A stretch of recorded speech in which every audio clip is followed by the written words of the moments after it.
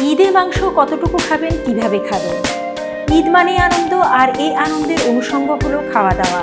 আর ঈদ যদি হয় ঈদুল আজহা বা কোরবানির ঈদ, তাহলে তো স্বাভাবিকভাবেই মাংস খাওয়ার ধুম পড়ে যায়। কিন্তু এই লাল মাংস নিয়ে আছে নানা রকম বিতর্ক।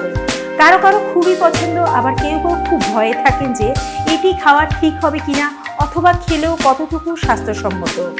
প্রথমে জেনে নেই মাংস কি। মাংস হলো প্রাণীজ অংশ যা মানুষ রান্না বা প্রসেস করে খায়। বিভিন্ন রকম মাংস আছে, যেমন লাল মাংস। এই মাংসতে সাধারণত আয়রনের পরিমাণ বেশি থাকে, যেমন গরু, খাসি, ভেড়া ইত্যাদি। সাদা মাংস, এটি মূলত রঙের দিক দিয়ে হালকা হয়ে থাকে। সাধারণত পাখি জাতীয় প্রাণী থেকে এই মাংস পায়, যেমন মুরগি, হাঁস, পাখির মাংস। আরেকটি হলো প্রসেস মাংস। এগুলো বিভিন্নভাবে লবণ, সেদ্ধ, শুকিয়ে অনেক দিন ধরে প্রিজার্ভ করা হয়, যেমন সসেজ, হটডগ ইত্যাদি।